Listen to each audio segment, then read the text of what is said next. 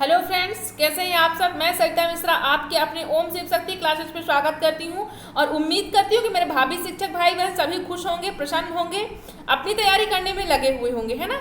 तो चलिए, जैसे डेली सेशन रहता है यहाँ पर, है ना, संडे हो या मंडे, तीज हो त्योहार, लेकिन क्लासेस आपको डेली मिलती हैं।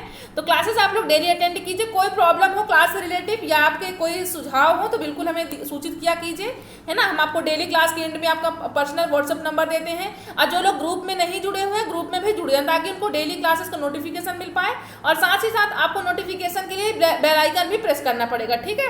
तो फ्रेंड्स, आज की क्लास में किसी को क्लास के सभी को बने रहेगा क्लास के अंत तक, किसी को स्किप करके आज नहीं जाना है। रीजन ये है कि आज की क्लास में हम लोग जीन पियाजे, कोहलबर्ग और बाइगोस्की इन तीन थ्योरी से हम क्वेश्चन करेंगे, साथ ही साथ उनका कॉन्सेप्ट पढ़ेंगे।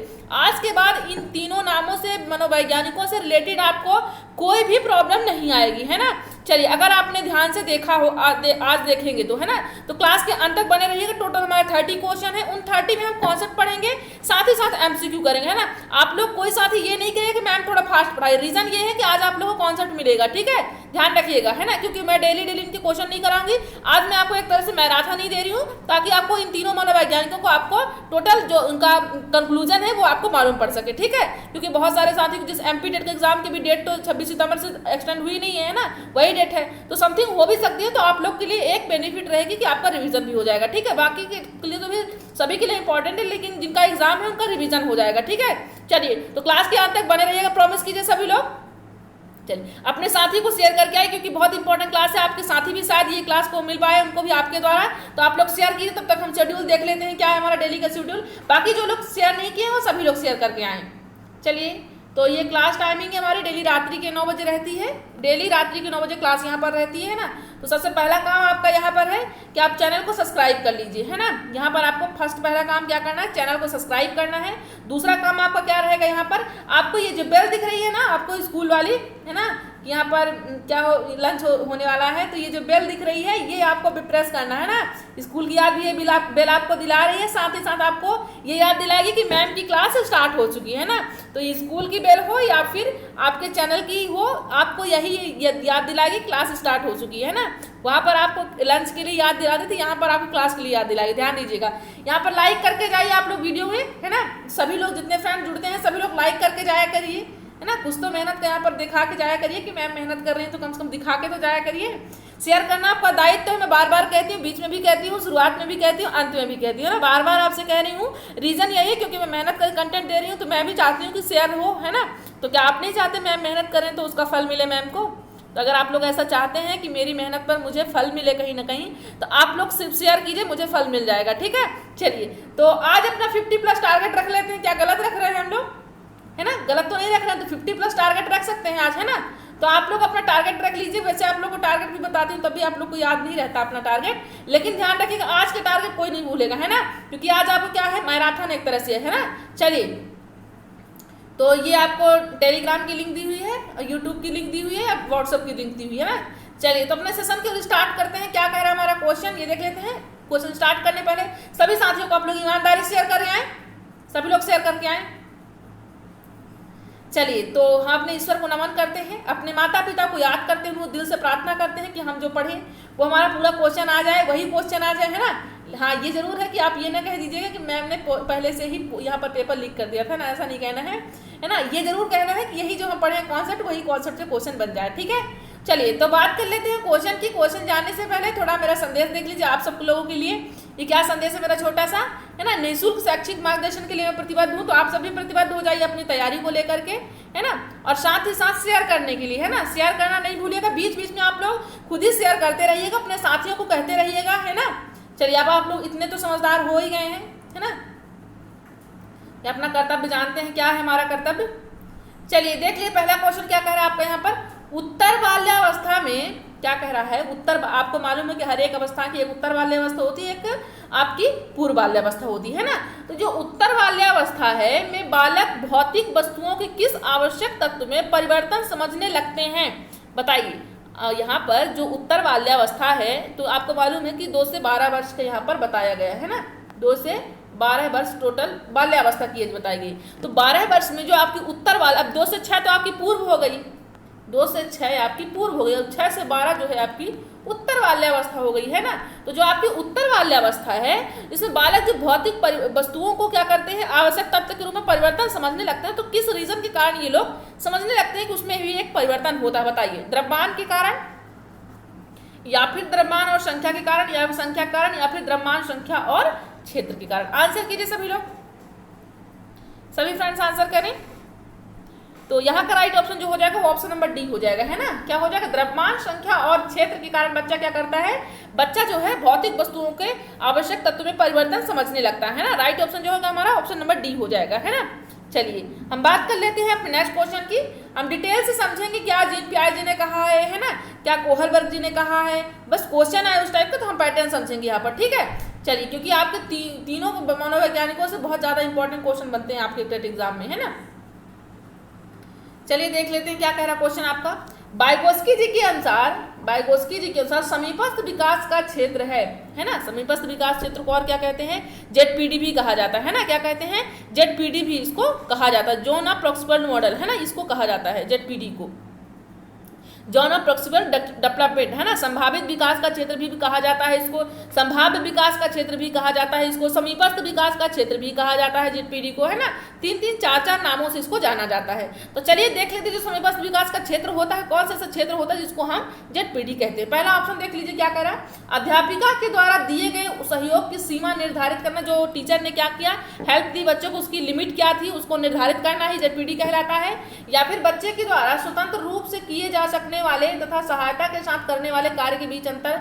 मतलब यहाँ पर सेकंड ऑप्शन में क्या कह रहा है कि बच्चे के द्वारा स्वतंत्र रूप से किए जा सकने वाले, मतलब बच्चे ने जो क्या किया है, खुद से जो काम किया है वो, तथा सहायता के साथ, मतलब जो एक विदाउट हेल्प की किया है काम, जो एक हेल्प के साथ काम किया है, उन दोनों के बीच क्या होता है, अंतर को कहते हैं जेडपीडी। या फिर थर्ड ऑप्शन कह रहा है कि बच्चे को अपना सामर्थ्य प्राप्त करने के लिए उपलब्ध कराए गए सहयोग की मात्रा एवं प्रकृति होता है। बच्चे ने क्या किया, अपना सामर्थ्य और उसको सामर्थ्य प्राप्त करने के लिए क्या किया, उपलब्ध कराए गए सहयोग की मात्रा एवं प्रकृति को जेडपीडी कहते हैं। या फिर बच्ची अपने आप क्या कर सकती है जिसका आकलन नहीं किया जा सकता, ये आपका जेडपीडी कहलाता है। क्या कहलाता है बताइए, जेडपीडी वाइगोत्स्की जी के अनुसार क्या है, बताएं। आंसर करें सभी लोग, फास्ट आंसर करें। तो फ्रेंड्स जैसा कि मैं बार बार आपको यहाँ पर वाइगोत्स्की जी की थ्योरी पढ़ा भी चुकी हूँ ना, कॉन्सेप्ट क्लास हमारी हो चुकी है। तो यहाँ का जो राइट ऑप्शन होगा ऑप्शन नंबर बी होगा, है ना। ये क्या होगा, बच्चे के द्वारा स्वतंत्र रूप से लिया जा सकने वाला क्या है, सहायता के साथ। एक तो खुद से जो डिसीजन लिया, एक क्या किया, सहायता के साथ कार्य करने वाले बीच के अंतर, दोनों को डिफरेंस होता है ना। क्या होता है, दोनों के बीच जो डिफरेंस होता है उसी को क्या कहा जाता है, वहां पर वो आपका जेडपीडी कहा जाता है ना। क्या कहा जाता है, जेडपीडी। मतलब बच्चे ने जो काम किया वो, और जो आपके बच्चे के द्वारा स्वतंत्र रूप से किया जा सकने वाला तथा सहायता के साथ जो काम किया गया है ना, उन दोनों क्षेत्रों को क्या कहा जाता है, वो जेडपीडी कहलाता है। जैसा कि आप देख लीजिए, एक ये आपका सर्कल है ना, ये सर्कल है, यहाँ बच्चा है, यहाँ खुद से बच्चा अपना ट्राई कर रहा है ना। तो यहाँ तक तो बच्चे ने क्या किया, जैसे मान लीजिए यहाँ बच्चा खड़ा हुआ है ना, अब बच्चा एग्जाम हॉल में जाने वाला है, जैसे आपका 26 को एग्जाम होने वाला है ना, अभी तक तो यही डेट है, अभी कैंसिल नहीं हुई है। हाँ, अभी एडमिट कार्ड का कुछ एमपीडेट वालों का नहीं आया है, तो आप लोग बस इसी हिसाब से तैयारी रखिए, है ना। तो ये बच्चा है, मान लीजिए एग्जाम में जाने वाला है, तो ये इसने यहाँ तक का प्रिपरेशन खुद से बनाया है ना। मतलब कि आपने एरिक्सन की या फिर कहें तो बैंडूरा जी की बाकी थ्योरी आपने खुद से पढ़ी, आपने 3 थ्योरी नहीं पढ़ी, तो आज हमने वो थ्योरी पढ़ ली। तो आपने कंप्लीटली क्या किया, ये पार आपने ये क्रॉस है जो आपका सर्कल, उसने आपने क्रॉस कर लिया उसको। तो आप जो यहाँ से यहाँ शुरुआती क्षेत्र है ये, और आपका जो आखिरी क्षेत्र, इन दोनों बीच के डिफरेंस को हम क्या कहते हैं, जेडपीडी कहते हैं। ध्यान दीजिएगा, है ना, क्या कहते हैं हम, जेडपीडी कहते हैं। इसलिए राइट ऑप्शन जो होगा ऑप्शन नंबर बी हो जाएगा। क्या हो जाएगा, ऑप्शन नंबर बी हो जाएगा। चलिए तो हम बात कर लेते हैं फिर नेक्स्ट क्वेश्चन की। क्या कह रहा है नेक्स्ट क्वेश्चन, देखिए। निम्नलिखित कथनों में से क्या है, निम्नलिखित कथनों में से कौन सा वाइगोत्स्की के द्वारा प्रस्तावित विकास तथा अधिगम के बीच संबंध का सर्वश्रेष्ठ रूप में सार प्रस्तुत करता है। क्या है, निम्नलिखित कथन में से कौन सा ऐसा कथन है जो वाइगोत्स्की जी के अनुसार प्रस्तावित किया गया है, उन्हें कहा गया है कि विकास तथा अधिगम के बीच जो संबंध होता है वो श्रेष्ठ रूप में होता है। तो कौन सा ऐसा ऑप्शन है जो ये चीज व्यक्त करता है, बताइए, आंसर कीजिए। पहला क्या होगा, विकास जो होता है अधिगम से स्वाधीन होता है, ये होगा। या फिर विकास प्रक्रिया अधिगम प्रक्रिया से पीछे रह जाती है, ये हो जाएगा। थर्ड कह रहा है कि विकास जो है अधिगम का समानार्थक है। या फिर फोर्थ कह रहा है कि अधिगम एवं विकास समानार्थक प्रक्रिया। आंसर कीजिए आप लोग, सभी लोग आंसर करें।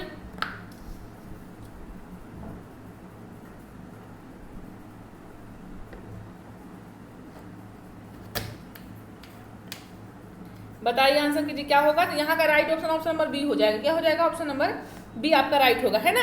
क्या कह रहे हैं? जो वाइगोत्स्की जो कहने के अनुसार, जो वाइगोत्स्की जी ने कहा है वो क्या कहा है? विकास तथा अधिगम के बीच उन्होंने एक रिलेशन बताया है। उस रिलेशन का जो कंक्लूजन उन्होंने क्या बताया है कि विकास अधिगम से स्वाधीन है, मतलब कि वो अलग है, ये है। या फिर विकास प्रक्रिया अधिगम प्रक्रिया से पीछे रह जाती, जो विकास की प्रक्रिया होती है वो अधिगम प्रक्रिया से पीछे रह जाती, क्या ऐसा होता है? या फिर विकास अधिगम का समानार्थक है, या फिर अधिगम एवं विकास समांतर प्रक्रिया है? बताइए। राइट ऑप्शन नंबर बी हो जाएगा ना। विकास जो होता है, विकास प्रक्रिया जो रह जाती है वो अधिगम प्रक्रिया से पीछे रह जाती है। विकास की जो विकास प्रक्रिया होती है वो अधिगम की प्रक्रिया से पीछे रह जाती है। तो राइट ऑप्शन क्या हो जाएगा? ऑप्शन नंबर बी हो जाएगा। चलिए हम बात कर लेते हैं नेक्स्ट क्वेश्चन की। क्या कह रहा है देखिए कि पियाजे जी के अनुसार विकास की पहली अवस्था जन्म से 2 वर्ष की आयु के दौरान बच्चा सबसे बेहतर क्या सीखता है। आपको मालूम है कि जीन पियाजे ने 4 प्रकार की यहाँ पर अवस्थाएं बताई हैं ना, हर एक व्यक्ति के क्या बताए हैं? 4 प्रकार की अवस्थाएं उन्होंने बताई हैं। पहली कौन सी बताई है? जन्म से 2 वर्ष, सेंसरी मोटर एज उन्होंने बताया है। दूसरा कौन सा बताया है? यहाँ पर प्री ऑपरेशनल यानी पूर्व क्रियात्मक बताया है, जो कि कब से कब तक का है? 2 से 7 वर्ष तक का है प्री ऑपरेशनल, है ना। और जो आपका कॉन्क्रीट होता है, जो आपको कहना चाहिए कॉन्क्रीट यानी मूर्त जो होता है आपका, वो आपका 7 से 11 होता है, जो तीसरी अवस्था होती है। चौथी अवस्था 11 वर्ष से आगे होती है ना। तो 4 अवस्थाएं बताएं। पहली कौन सी होती है? सेंसरी मोटर होती है, जो किस एज में होती है? जन्म से 2 वर्ष होती है ना। आपको 0 से 2 वर्ष नहीं लगाना, ध्यान रखिएगा। ऑप्शन 0 भी रहेगा, लेकिन आपको 0 कोई एज नहीं होती है, चीज ध्यान रखिएगा। 0 नहीं होगा, यहाँ पर हो जाएगा जन्म से 2 वर्ष, या आपकी सेंसरी मोटर हो जाएगी। दूसरी हो जाएगी प्री ऑपरेशन 2 से 7 वर्ष हो जाएगी। तीसरी कॉन्क्रीट हो जाएगी 7 से 11 वर्ष, और चौथी हो जाएगी आपकी यहाँ पर अमूर्त हो जाएगी, ऑब्स्ट्रैक्ट एज हो जाएगी, है ना। अब ध्यान रखिए कि यहाँ से एक क्वेश्चन और भी बनता है। क्या क्वेश्चन बनता है बता देती हूँ आपको। चूंकि आज आप लोग किसी को स्किप करके नहीं जाना है, मैं आपको कॉन्सेप्ट देने की कोशिश कर रही हूँ, वरना मुझे शौक नहीं है, तो ध्यान रखिएगा आप लोग, है ना। अगर आप लोगों ने आज क्लास को मतलब कि आई हुई संख्या अगर गई यहाँ पर, है ना, आप लोगों ने बीच क्लास में अगर आप लोग स्किप करके जा रहे हो तो कॉन्सेप्ट आप लोग को बिल्कुल भी नहीं दूंगी, इतना ध्यान रखिएगा, है ना। आप लोग बहुत शैतानी करते हो, आप लोग निकल जाते हो क्लास से, है ना। तो बिल्कुल ऐसा नहीं करना है। आप लोग ये मत सोचिए कि मैं दूर हूँ, ऑनलाइन हूँ, तो मैं कुछ नहीं बोल सकती, है ना। मैं आपके आसपास ही हूँ, इतना ध्यान रखिएगा। एग्जाम टाइम में बिल्कुल पढ़ाई कीजिए। चलिए रिवीजन कीजिए अपना जितना टाइम पाते हैं। यहाँ पर टाइम मिल रहा है तो इसको वेस्ट मत कीजिए, रिवीजन कीजिए। देखिए आपकी जो 4 अवस्थाएं, मेरा बताने का मतलब यही, क्योंकि आपके एग्जाम आने वाले हैं इसलिए मैं बता रही हूँ कॉन्सेप्ट। ध्यान रखिएगा, सीरियस पढ़ाई लेते हैं। चलिए मजाक बहुत हो चुका है ना। तो बात करते हैं जो 4 अवस्थाएं हैं इनमें, तो एक बनता है क्वेश्चन। यहाँ से मैं सबको यहाँ पर जितने क्वेश्चन बन चुके हैं एनालिसिस करके ही बता रही हूँ, है ना। तो एक क्वेश्चन बना है आपका कि अनौपचारिक अवस्था किसको कहा जाता है ना। एक अनौपचारिक, एक औपचारिक। तो ध्यान रखिएगा जब अनौपचारिक की बात आएगी तो आप क्या लिखोगे? मूर्त संक्रियात्मक अवस्था, है ना। कौन सी? मूर्त संक्रियात्मक। और जब औपचारिक की बात आएगी तो कौन सा एज है आपका? ऑब्स्ट्रैक्ट यानी अमूर्त संक्रियात्मक अवस्था, चौथी जो लास्ट होती है ना। ध्यान रखिएगा इस चीज को। चलिए तो हम बात कर लेते हैं अपने नेक्स्ट क्वेश्चन। अच्छा, इसी क्वेश्चन को पहले डिस्कस कर लेते हैं, क्या कह रहा है, आंसर नहीं पता चल पाया। तो जो पियाजे जी कहते हैं कि विकास की पहली अवस्था जन्म से 2 वर्ष आयु के लगभग दौरान बच्चा क्या सबसे बच्चा बेहतर सीखता है। तो यहाँ पर क्या देख रहा है? पहले देखिए, अमूर्त तरीकों से चिंतन द्वारा बेहतर सीखता है, या फिर भाषा के नए अर्जित ज्ञान के अनुप्रयोग के द्वारा, या फिर इंद्रियों के द्वारा, या फिर निष्क्रिय शब्दों के समझने से। बताइए, आंसर कीजिए, बताइए। आपको मालूम है जो बच्चा क्या होता है, जन्म से 2 वर्ष होता है तो सेंसरी मोटर एज में होता है ना, संवेदी पेशी अवस्था में होता है। संवेदी पेशी अवस्था का मतलब क्या है कि मतलब वहां पर पेशी है ना, मांसपेशियां जितनी होती है संवेदी मतलब कि रोना हंसना, है ना, एक्टिविटी करके बच्चा सीखता है। यानी इंद्रियों के द्वारा देखेगा, बात नहीं कर पाएगा। वो जो उनकी आंख, कान, नाक, उनकी इंद्रियां हैं, उनसे प्रयोग करके वो क्या करता है? भाषा को सीखता है। इसलिए राइट ऑप्शन यहाँ पर क्या हो जाएगा? ऑप्शन नंबर सी हो जाएगा, है ना। इंद्रियों के प्रयोग के द्वारा वो सब कुछ यहाँ पर सीखता है। तो आई होप आपको समझ में आया होगा। हम चलिए बात कर लेते हैं नेक्स्ट क्वेश्चन की। आप लोग सेशन को एंजॉय कीजिए, क्योंकि ये कॉन्सेप्ट क्लास है प्लस आपका एमसीक्यू भी रहेगा, है ना। मैं ये नहीं चाहती कि आप लोग को, क्योंकि अभी लाइव क्लास नहीं दे पा रही हूँ, मंडे से सोच रही हूँ, क्योंकि लाइव क्लास का क्राइटेरिया हमने पार कर लिया है, मिल गया है हमको। तो हम मंडे से कोशिश करें, क्योंकि उसके लिए थोड़ा ज़्यादा नेट सर्वर चाहिए उसके लिए, है ना। तो अभी प्रोसेस नहीं हो पाई थी, बस लगे हुए हैं। और हाँ, टैलेंट कोच प्रतियोगिता वाले भी बहुत सारे साथी परेशान होंगे रिजल्ट के लिए। रिजल्ट भी मिल जाएगा। एक्चुअली मैं थोड़ा अभी सर कहीं बाहर गए थे, तो अभी मुझे हेल्प नहीं मिल पाई, क्योंकि अकेले करना बहुत थोड़ा आसान नहीं होता है। अभी जो देखते हैं टेक्निकल के लिए, तो भैया है नहीं इस समय पर, है ना। तो 1 या 2 दिन से हुआ, मैंने कल ही उनको सब कुछ आज क्लियर करने वाले थे, लेकिन वो आज आ ही नहीं पाए, इसलिए आज क्लियर नहीं हो पाया है ना। 1 या 2 दिन से आप लोग कोऑपरेट कीजिए, तो कल या परसों आपको मिल जाएगा। आप लोग थोड़ा 2 दिन आप रुक लीजिए, है ना। इतने दिन आप लोगों ने रुका है, 2 दिन अपने रिजल्ट के लिए और लिखिए। साथ ही साथ आप लोग को तो मैं इसीलिए आंसर भी बता देती हूँ, तो आप लोग परेशान मत होइए, है ना। वो तो मैं लिस्ट जारी करूंगी किसका है नाम, किसका नहीं है, लेकिन आप लोग का रिजल्ट तो आपको खुद मालूम पड़ गया होगा, है ना, क्योंकि मैं बता चुकी हूँ वहीं पर। इसलिए तो मैं राइट ऑप्शन बताती हूँ कि क्या है आपका राइट ऑप्शन, है ना। चलिए देख लेते हैं क्या कह रहा क्वेश्चन। देखिए, बच्चों के बौद्धिक विकास की 4 विशिष्ट अवस्थाओं की पहचान की गई है। जो 4 बौद्धिक अवस्थाओं की बात की गई है, पहचान की गई है, तो कौन से मनोवैज्ञानिक जिन्होंने 4 विशिष्ट अवस्थाएं बताई हैं? एरिक्सन जो ने बताया है, या फिर स्किनर जी, पियाजे जी, कोहलबर्ग? बताइए, आंसर कीजिए सभी लोग, आंसर कीजिए। तो राइट ऑप्शन जो हो जाएगा पियाजे जी हो जाएगा, है ना। क्या हो जाएगा? पियाजे जी हो जाएगा, है ना, क्योंकि एरिक्सन ने जो दिया है मनोसामाजिक सिद्धांत दिया एरिक्सन ने, ठीक है। स्किनर जी ने कोई अलग से सिद्धांत कई प्रकार नहीं वर्णन नहीं किया है इन्होंने। हाँ, इन्होंने सिद्धांत दिया है, व्यवहारवाद पे इन्होंने सिद्धांत दिया है, लेकिन इन्होंने प्रकार नहीं बताए, है ना। क्योंकि कोहलबर्ग जी ने तो बताया है 3 प्रकार का बताया, 3 के अंदर भी 2-2 का सभी का स्तर उन्होंने बताया हर एक एज का। लेकिन पियाजे जी 4 प्रकार के बताए हैं। प्री ऑपरेशनल सेंसरी मोटर बताया है, प्री ऑपरेशनल बताया है, फिर क्या बताया उन्होंने? कॉन्क्रीट, फिर ऑब्स्ट्रक्ट। 4 प्रकार की उन्होंने एज बताई है। चलिए, अभी हमने डिस्कस कर लिया, पिछले क्वेश्चन में हमने डिस्कस किया है ना। हम बात कर लेते हैं अपने नेक्स्ट क्वेश्चन की। सभी साथी, जितने साथी जुड़ते जा रहे होंगे, अपनी ईमानदारी दिखाएंगे, है ना। मैम के साथ आज आपको ईमानदारी दिखाना है और 50+ लाइव रखना है आज आपको, है ना। अपना टारगेट मत भूलिएगा और अपना 20-20 मिनट में टारगेट को ध्यान में रख करके शेयर करते रहिएगा, है ना। चलिए बताइए, यहाँ पर आंसर कीजिए आप लोग, क्या होगा? बच्चे जो हैं दुनिया के बारे में अपनी समझ का सृजन करते हैं। क्या करते हैं बच्चे जो हैं? अपनी दुनिया के बारे में अपनी समझ का, जो उनके मेंटेलिटी में होती है, उस चीज को क्या करते हैं? सृजन करते हैं। तो इसका श्रेय जो जाता है किसको जाता है? डॉट डॉट को जाता है, किसको जाता है? पॉलाउ जी को जाता है, या फिर कोहलबर्ग जो होता है स्किनर जी को, या पियाजे जी को? बताइए, आंसर कीजिए। इसका श्रेय जो बच्चे दुनिया के बारे में अपनी समझ का, स्वयं का ही समझ का निर्माण करते हैं, जैसे कहा गया है ना कि बच्चे जो क्या होते हैं? छोटे मनोवैज्ञानिक होते हैं। तो वो मनोवैज्ञानिक तो क्या करेगा? खोज कुछ ना कुछ तो करेगा ना। तो ये क्या करते हैं? अपनी दुनिया के बारे में अपनी समझ का निर्माण कर लेते हैं वो चीज, है ना। तो इसका श्रेय किसको जाता है? जीन पियाजे को जाता है ना। किसको जाता है? जीन की बात किसने कही है? छोटा वैज्ञानिक की बात जीन पियाजे कही। इसलिए right option option number D हो जाएगा। तो चलिए हम बात कर लेते हैं नेक्स्ट क्वेश्चन की। चलिए, फिर से बड़ा प्यारा क्वेश्चन आ चुका है। बताइए आप, आज आपको 3 मनोवैज्ञानिकों से, कोहलबर्ग जी से और आपको जीन पियाजे से, वाइगोत्स्की जी से कोई डाउट नहीं रह जाएगा, है ना। अगर कोई डाउट रह भी गया तो आप इसी आज कमेंट बॉक्स में ही आज क्लियर कर लीजिएगा, ध्यान रखिएगा, है ना। कोई डाउट आज के बाद आपको नहीं आना चाहिए, है ना, क्योंकि आप लोग का एग्जाम भी होने वाला है। तो आप लोग रिवीजन कीजिए जो मैं समझा रही हूँ आज, क्योंकि मैं आज सिर्फ कहने को 30 क्वेश्चन है, लेकिन आज कॉन्सेप्ट बहुत ज्यादा है ना, ध्यान रखिएगा। चलिए, तो क्वेश्चन की बात कर लेते हैं, क्या कह रहा है? क्योंकि पियाजे जी के अनुसार निम्नलिखित में से कौन सी अवस्था में बच्चा जो है अमूर्त संकल्पनाओं के विषय में तार्किक चिंतन आरंभ कर देता है? अमूर्त, ऑब्स्ट्रैक्ट थिंकिंग उस पे बच्चे पे आ जाती है। बताइए, कौन सी ऐसी एज में जो बच्चा क्या कर सकता है? अमूर्त तरीके से सोचना। अमूर्त का मतलब क्या होता है? अमूर्त का मतलब क्या होता है? तो जो मूर्त का मतलब होता है, मूर्त का मतलब है एक मूर्ति, मतलब आपके सामने एक मूर्ति रखी हुई है, आप मूर्ति को देख करके कुछ भी आप डायग्राम बना सकते हो। लेकिन अमूर्त है वो चीज, मूर्त के अपोजिट जस्ट क्या है? अमूर्त है, वो चीज नहीं दिखाई दे रही है ना। तो वहां पर भी बच्चा यहाँ पर तर्क करना प्रारंभ कर देता है। तो कौन सी एज में करता है? कि जो चीज नहीं दिखाई दे रही तब भी बच्चा उस चीज का चिंता प्रारंभ करने लगता है। ऐसे कौन सा एज होता है? औपचारिक संक्रियात्मक अवस्था होता है, या फिर आपका संवेदी पेशी अवस्था होता है, या फिर पूर्व संक्रियात्मक या मूर्त संक्रिया? आंसर कीजिए, आंसर कीजिए, क्या हो जाएगा? तो यहाँ पर हमने सेंसरी मोटर एज पहली एज देखी है, जन्म से 2 वर्ष। दूसरी हमने देखी यहाँ पर पूर्व संक्रियात्मक अवस्था।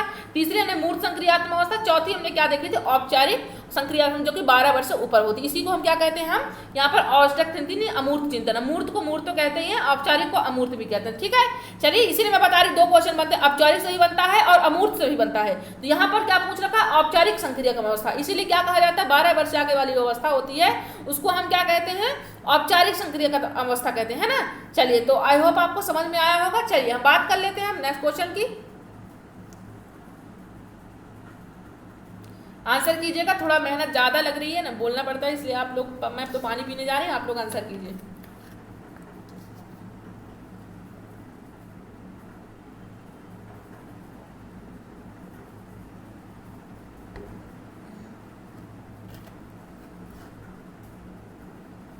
बताइए, आंसर कीजिए, क्या होगा, पहला देख लीजिए क्वेश्चन क्या कर रहा है, वह अवस्था जब बच्चा क्या करता है यहाँ पर, तो हमने क्या देख लिया इसका राइट ऑप्शन, औपचारिक संक्रियात्मक अवस्था है ना।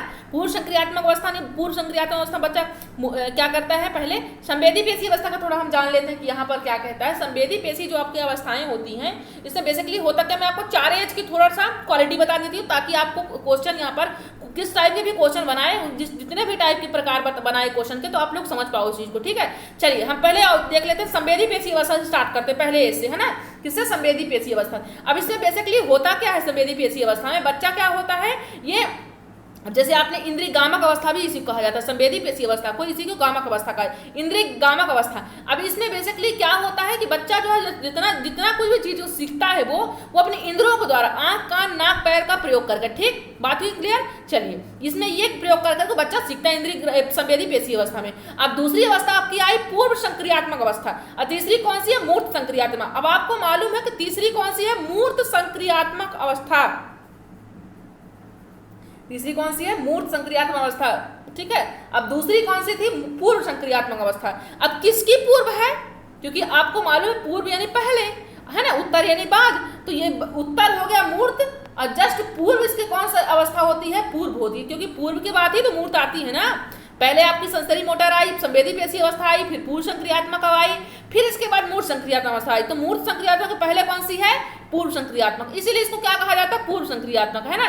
तो एक चीज, एक कॉन्सेप्ट ध्यान रखिएगा कि जब आपसे क्वेश्चन पूछा जाएगा, है ना, क्या क्वेश्चन पूछा जाएगा कि जैसे तार्किक चिंतन का प्रारंभ होता है, या मतलब अदर कोई भी चीज क्या होती है, तो मान लीजिए अगर आपके पास मूर्त संक्रियात्मक बच्चा जो चीज को समझ रहा है, तो जस्ट अपोजिट क्या बोलते हैं, प्रारंभ की बात जब आएगी तो आप क्या कहोगे, वो क्या होगा, किसी चीज का वो आपका पूर्व हो जाएगा, है ना। चलिए तो हम यहाँ पर जान लेते हैं कि वह अवस्था जिसमें बच्चा क्या करता है, तार्किक रूप से तार्किकता की बात करने लगता है, घटनाओं का विषम चिंतन प्रारंभ कर देता है। तो राइट ऑप्शन क्या हो जाएगा, ऑप्शन नंबर यहाँ पर सी हो जाएगा, मूर्त संक्रियात्मक अवस्था बच्चा करने लगता है, क्योंकि यहाँ पर अभी तार्किक चिंतन तो प्रारंभ कर लेता है, लेकिन देख करके चीजों को, मूर्त जो चीजें होंगी, मतलब उसके सामने जो होंगी उस चीज को देख लेगा। अनौपचारिक में क्या होगा, उसमें नहीं भी कोई चीज होगी तो अब चीज को आप क्या कर सॉल्व कर सकते हैं। मतलब मान लीजिए कि आपके पास क्या है, ए प्लस बी का होल स्क्वायर है, तो अगर आपके पास सिर्फ फॉर्मूला है, आपको खोलना नहीं आता है, तो आप मूर्त में उस चीज को प्रारंभ करो, क्या ये खुल भी सकता है, हो सकता है ऐसा, क्या आप उसी को चिंतन करोगे।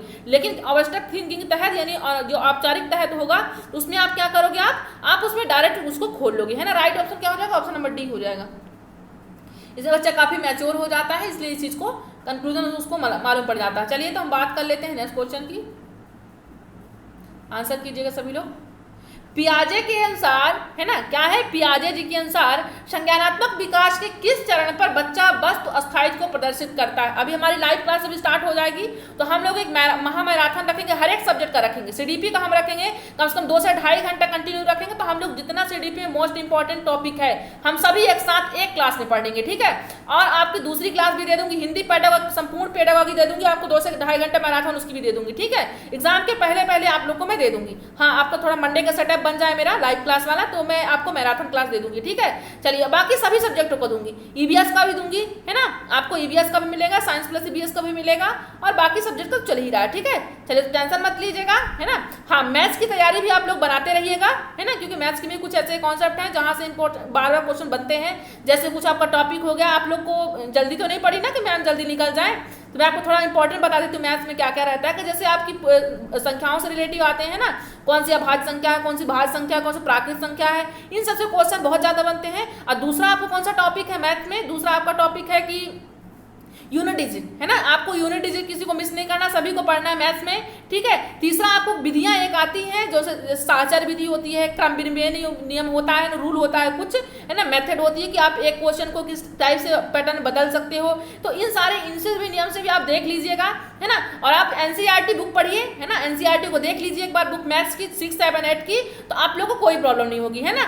चलिए तो हम बात कर लेते, थोड़ा बताना जरूरी था आप लोगों को, क्योंकि आपको एग्जाम बस 26 को अगर डेट एक्सटेंड नहीं हुई तो होगा ही, तो आप लोग को थोड़ा जरूरी है। आप लोग एक बार एनसीईआरटी की बुक 6, 7, 8 की आप लोग मैथ्स की, उसको जो डेफिनेशन दी हुई है आप लोग जरूर पलट लीजिएगा एक बार, ठीक है, एग्जाम हॉल में जाने से पहले, ठीक है, ये कब से एग्जाम होने जाने से पहले। चलिए आंसर कीजिए इसका क्या राइट ऑप्शन होगा, क्योंकि बच्चा क्या करता है, पियाजे के अनुसार संज्ञानात्मक विकास के किस चरण पर बच्चा वस्तु अस्थायित्व को प्रदर्शित करता, क्या वस्तु अस्थायित्व को, बताइए। जो मतलब कि वस्तु मतलब वस्तु ही होता, अस्थायित्व का मतलब उसका औचित्य बने रहना होता है। बताइए कौन सा ऐसा एज होता है जो क्या लगता है बच्चे को कि यहाँ पर वस्तु अस्थायित्व का प्रदर्शित की भावना का प्रदर्शित हो जाता है। तो मूर्त संक्रियात्मक अवस्था होती है, या फिर औपचारिक संक्रियात्मक अवस्था होती है, संवेदी पेशी अवस्था होती है, या पूर्व संक्रियात्मक अवस्था होती है। आंसर कीजिए। तो ध्यान दीजिए कि जब वस्तु अस्थायित्व की बात आएगी तो कौन सी एज में होता है बच्चा, ये संवेदी पेशी अवस्था, पहली अवस्था होती है। इसमें बेसिकली होता क्या, वस्तु अस्थायित्व क्या चीज है, क्योंकि यहाँ से क्वेश्चन बहुत ज्यादा बनते हैं ना। तो आपसे अगर पूछ लिया कि वस्तु अस्थायित्व क्या चीज है, तो आप क्या आंसर करोगे। वस्तु अस्थायित्व का मतलब है कि जैसे मम्मा, आपकी छोटे बच्चे क्या होते हैं कि अगर माँ उनकी पास में है ना, माँ उनकी पास में है, अगर थोड़ा सा माँ अगर लुका छिपी करने लगी कि बेबी थोड़ा सा छिपा लुका छिपी खेलते, तो अगर मम्मा ऐसा कर ली तो बेटा को लगेगा हाँ मम्मा है अभी, भले मम्मा क्या की छिप गई है, तो उसको बच्चे को क्या लगेगा कि मम्मा यही कहीं है ना, क्या करेगा, नहीं उसका मतलब है कि अगर मम्मा निकल गई, बाहर निकल गई या छिप गई कहीं पर, तो बच्चे को लगेगा कि मम्मा चली गई, अब नहीं है यहाँ पर, इसका कोई औचित्य नहीं है ना। लेकिन जो संवेदी पेशी अवस्था की आखिरी जैसे जन्म से 2 वर्ष होती है, तो 2 वर्ष के होते होते बच्चे को ये मालूम पड़ जाता है कि हाँ इसका औचित्य है, मतलब मम्मा कहीं नहीं गई है, यही है मम्मा, है ना। तो उस चीज को वो समझने लगता है। तो राइट ऑप्शन जो हो जाएगा ऑप्शन नंबर सी, मतलब चीजें नहीं भी होती हैं तो वो समझता कि हैं, और जो होती है तो उसको लगता है नहीं है ना, मतलब इसमें वो कंफ्यूज रहता है बस अवस्थायित्व नहीं, ये संवेदी पेशी अवस्था में। ठीक, चलिए लेकिन चरम अवस्था जब संवेदी पेशी अवस्था की आती है तो बच्चा समझ जाता है कि क्या सच है ना, मतलब मम्मा है यहीं पर। ठीक, चलिए जब नहीं होती उनके पास कोई चीज तो उसका उनको लगता है कि नहीं इसका औचित्य खत्म हो चुका है। Right option option number C हो जाएगा। चलिए हम बात कर लेते हैं नेक्स्ट क्वेश्चन की। क्या कह रहा है आपको क्वेश्चन यहाँ पर, पियाजे के अधिगम के संज्ञानात्मक सिद्धांत के अनुसार, किसके अनुसार, पियाजे के अधिगम के संज्ञानात्मक सिद्धांत के अनुसार वह प्रक्रिया जिसके द्वारा संज्ञानात्मक संरचना को संशोधित किया जाता है, क्या किया जाता है, पियाजे के अधिगम के संज्ञानात्मक सिद्धांत के अनुसार वह प्रक्रिया जिसके द्वारा संज्ञानात्मक संरचना को संशोधित किया जाता है, तो क्या कहलाता है, प्रत्यक्षण कहलाता है, समायोजन कहलाता है, समावेशन कहलाता है, या स्कीमा कहलाता है। बताइए। देखिए आज जो मेरा सेशन यहाँ पर है थोड़ा जैसे कि 1 घंटे से ऊपर ही चला जाएगा, तो आप लोग परेशान मत होइए, क्योंकि मैं आपको कॉन्सेप्ट देने की कोशिश कर रही हूँ, इसलिए मैं थोड़ा लॉन्ग टर्म्स ले रही हूँ। बाकी आप लोग कहेंगे तो मैं नेक्स्ट क्लास में आपको फटाफट दे दूंगी, है ना, क्योंकि आप क्लास ऐसी ही रहेंगी। आज थोड़ा जरूरी था इन तीनों टॉपिक पर बात करना, इसलिए बता रही हूँ, है ना। कल से क्लासेस आपकी फटाफट ही चलेंगी, है ना, ज्यादा टाइम क्लासेस में नहीं लिया जाएगा। चलिए तो यहाँ पर क्या हो जाएगा, पियाजे के अधिगम में संज्ञानात्मक सिद्धांत के अनुसार वह प्रक्रिया जिसके द्वारा संज्ञानात्मक संरचना को संशोधित किया जाता है ना, संशोधित किया जाता है, तो क्या कहलाता है, प्रत्यक्षण कहलाता है, समायोजन या समावेशन या स्कीमा। बताइए, आंसर कीजिए क्या होगा।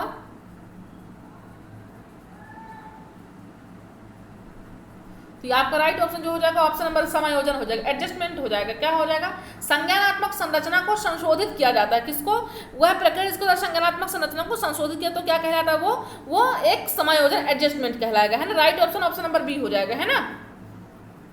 चलिए तो हम बात कर लेते हैं नेक्स्ट क्वेश्चन की। बताइएगा, आंसर कीजिए। कोहल वर्ग के अनुसार क्या है, कोहल वर्ग के अनुसार शिक्षक जो है बच्चों में नैतिक मूल्यों का विकास कर सकता है। क्या है, कोहल वर्ग जी क्या कहते हैं, अपने आप में बहुत इंपॉर्टेंट थ्योरी है कोहल वर्ग जी की, है ना, बहुत इंपॉर्टेंट है। मैं थोड़ा डिस्कस कर लेते हैं कि इनकी थ्योरी में आखिर क्या है, कंक्लूजन क्या है। आप लोग को अगर क्वेश्चन बनता है यहाँ से तो आप लोग क्या बताओगे कि क्या यहाँ पर ज्यादा खास है ना। तो आपको ये मालूम है कि इन्होंने 3 प्रकार के प्रमुख स्तर बताए, जो इन्होंने एज बताई है बच्चे की, हर एक बच्चे के 3 प्रकार बताई। कौन कौन सी बताई है, पहला यहाँ पर पूर्व परंपरागत बताया इन्होंने, कौन सा, पूर्व परंपरागत, प्री कन्वेंशियल एज बताई है ना, पूर्व परंपरागत पहले बताया, फिर उन्होंने कन्वेंशियल यानी परंपरागत बताया, दूसरा उन्होंने क्या बताया, परंपरागत, फिर तीसरा उन्होंने कौन सा बताया है, पश्च परंपरागत। कौन सा, पश्च परंपरागत। तो इन्होंने 3 टाइप बताए। अब इस 3 टाइप में 2-2 प्रकार उन्होंने हर किसी टाइप में बताया है, मतलब टोटल 6 स्तर उन्होंने बताया। प्रकार 3 है, एक प्रकार में 2 स्तर बताए हैं ना। तो जो आपका पूर्व हो जाएगा इसमें 2 प्रकार आते हैं। इसमें कौन कौन सा आता है, ध्यान रखिएगा, ये आपको कॉन्सेप्ट दे रही हूँ ना कि टाइम पास नहीं हो रहा, ध्यान रखिएगा, है ना। तो पूर्व संक्रियात्मक जो होगा, पूर्व जो आपका यहाँ पर परंपरागत जो होगा, है ना, तो यहाँ पर क्या होता है, यहाँ पर बच्चा 2 चीज का डेवलप होता है इसमें, है ना। किस चीज दो चीज का। पहला कौन सा होता है, पनिशमेंट, इसमें ज्यादा भावना, क्योंकि यहाँ से क्वेश्चन बनते हैं, मैं बता रही हूँ आपको बार बार, है ना। पनिशमेंट की बात होती है, इसमें बच्चा क्या करता है, पनिश के लिए जो काम करता है डर के कारण करता है, पनिशमेंट के लिए, है ना। फिर दूसरा क्या होता है, पूर्व की ही बात हो रही है, अभी ध्यान रखिएगा, है ना, पूर्व की ही दोनों प्रकारों की बात हो रही है, अभी किसी दूसरे की नहीं हो रही। तो पूर्व में पहला हो गया आपका पनिशमेंट कारण, डर के कारण बच्चा काम करेगा। दूसरा इंस्ट्रूमेंटल, यहाँ पर मतलब सापेक्षवादी, मतलब कि साधनों का अब स्वार्थ पूर्ति बच्चा रहता है, मतलब अगर तुम चीज दोगे तभी हम देंगे, मतलब कि अगर तुम कल टिफिन अपना शेयर किए थे तभी हम आज टिफिन शेयर करेंगे, वरना हम नहीं करेंगे। बच्चा क्या कहेगा, यार तुम अपना टिफिन शेयर नहीं किए तो आज मैं नहीं करूंगा, मतलब कि इंस्ट्रूमेंटल आदान प्रदान वहां पर ज्यादा हो, तुम करोगे तभी मैं करूंगा, ये बच्चे की भावना रहती है। ठीक, अब आई तीसरी आपकी दूसरी है परंपरागत एज आई, है ना। कौन सी आई, परंपरागत। अब परंपरागत में क्या होता है, दो इसमें भी स्तर है। तो पहला स्तर कौन सा है इसमें, गुड बॉय गुड गर्ल, इसमें कौन सा है, गुड। बच्चे क्या करते हैं, अपने माता पिता के लिए कोई कार्य करते हैं कि नहीं, अगर हम ऐसा काम करेंगे, टॉप करेंगे तो हमारे पापा का नाम होगा, तो ये गुड बॉय गुड गर्ल की बात होती है। ठीक, अब जब इसमें भी सेकंड टर्म्स जब आएगा तो इसमें क्या होता है, बच्चा क्या करता है, बच्चे सोशल आर्डर को समझने लगता है, सोशल आर्डर जो होते हैं, रूल होते हैं, वो क्या होते हैं, उस चीज को वो समझने लगता है। ठीक, अभी सिर्फ समझ रहा है, अप्लाई नहीं कर रहे थे, ध्यान रखिएगा, सिर्फ समझता है उस चीजों को, है ना, अभी अप्लाई नहीं कर रहा है, क्योंकि उसको भी कहीं ना कहीं डर है समाज का, घर का, है ना, ये चीज हुआ। अब हम आए तीसरी एज में, यानी पश्च परंपरागत में आए हम। कौन सी एज में आए, पश्च परंपरागत में आए, है ना। जब हम तीसरी एज में आए हैं, इसमें क्या होगा, पहला हो जाएगा सोशल आर्डर, यहाँ क्या हो जाएगा, सोशल कॉन्ट्रैक्ट, मतलब कि बच्चा क्या करेगा, समाज के कॉन्ट्रैक्ट में संपर्क में आ जाता है। जब आपको लास्ट टर्म्स आता है पश्च परंपरागत में, दो प्रकार जब आएंगे, तो पहला प्रकार जो आएगा सोशल कॉन्ट्रैक्ट, मतलब समाज के संपर्क में आएगा बच्चा। ठीक, फिर दूसरा कौन सा हो जाएगा यहाँ पर, यूनिवर्सल ट्रूथ, एथिक्स की बात, मतलब कि जो यहाँ पर सत्य होगा, यूनिवर्सल सत्य होगा, वही काम करेगा। जैसे गांधी जी, आपके नेहरू जी, जो वही काम किया जो उनको सही लगा, है ना, बाकी ये नहीं कि नहीं दबाव में कोई काम कर, जो यूनिवर्सल हो, जो ट्रूथ हो, है ना, जो सूर्य पूर्व में उगेगा तो उगेगा ही, है ना, फिर चाहे धरती इधर की उधर हो जाए, लेकिन वो उगेगा पूर्व से तो पूर्व से ही उगे, मतलब यूनिवर्सल की बात होती है। इसलिए हमने यहाँ पर डिटेल देखा, तीन प्रकार देखा, तीनों में दो दो स्तर हमने देखा, उनकी क्वालिटी क्या है, क्या डिसक्वालिटी, ये भी हमने यहाँ पर तैयार कर लिया। अब आपको शायद आपको कोई प्रॉब्लम ना हो, है ना, चलिए कोई प्रॉब्लम अभी रह जाती तो जरूर बताइएगा। ठीक, बताइए यहाँ पर जो कोहलबर्ग के अनुसार शिक्षक बच्चों में नैतिक मूल्यों का विकास कर सकता है, किसके द्वारा, धार्मिक शिक्षा को देकर, व्यवहार के स्पष्ट नियम बनाकर, नैतिक मुद्दों पर आधारित चर्चा का शामिल कर, कैसे व्यवहार किया जाना है इस पर कठोर निर्देश देकर। बताइए, आंसर कीजिए। तो कोहलबर्ग के अनुसार शिक्षक बच्चों में नैतिक मूल्यों को विकास कर सकता है, वो कैसे कर सकता है, चर्चाओं को शामिल कर करके।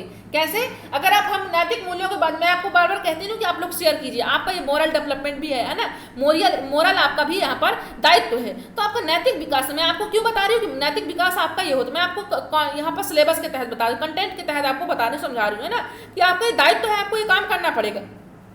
तो आप ये भी समझो कि हाँ, हमारा दायित्व क्या है, मैम क्यों कहती हैं, ये नैतिक मुद्दों पर चर्चा करके आप ज्यादा बच्चे को समझा सकते हो, है ना। ये नहीं कि आप बस कैसे व्यवहार करना है, उसको धार्मिक शिक्षा दो, उसको वो दे दो, बुक दे दो, महाभारत रामायण की पुस्तकें दे दो और समझाओ, ऐसा नहीं समझेगा, उसको चर्चाओं में शामिल करो, उसे भी इंक्लूड करो, तो बच्चा समझ जाएगा, है ना। चलिए हम बात कर लेते हैं नेक्स्ट क्वेश्चन की, बताइए, आंसर कीजिएगा।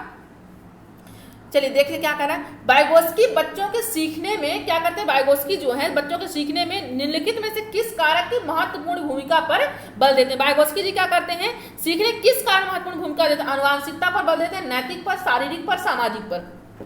तो आपको मालूम है कि मैंने यहाँ पर सोशल की बात, यहाँ पर बात बताई है आपको, सोशल कल्चर की बात, पासवर्ड इनका वाइगोत्स्की जी की, जब भी बात इनकी आएगी सामाजिक की बात आएगी, ये सामाजिकता की बात करते हैं, सामाजिकता पर भरोसा करते हैं। इनका मानना है कि जो बच्चा सीखेगा समाज पर सीखेगा। यहाँ पर कौन सा राइट ऑप्शन होगा, ऑप्शन नंबर डी आपका राइट होगा ना, सामाजिक पर यहाँ पर फोकस किए हैं। तो आई होप आपको समझ में आया होगा, है ना। चलिए हम बात कर लेते हैं अपने नेक्स्ट क्वेश्चन की। ज्यादा समय में नहीं ले रही, लेकिन हाँ मेहनत बहुत ज्यादा लग रही है, आप लोग शेयर जरूर कीजिएगा ना, ईमानदारी आप लोग भी दिखाइएगा, आप लोग शेयर करके आए, आप लोग ऐसे नहीं मानेंगे, आप लोग शेयर करके आइए, सभी लोग शेयर करके आइए।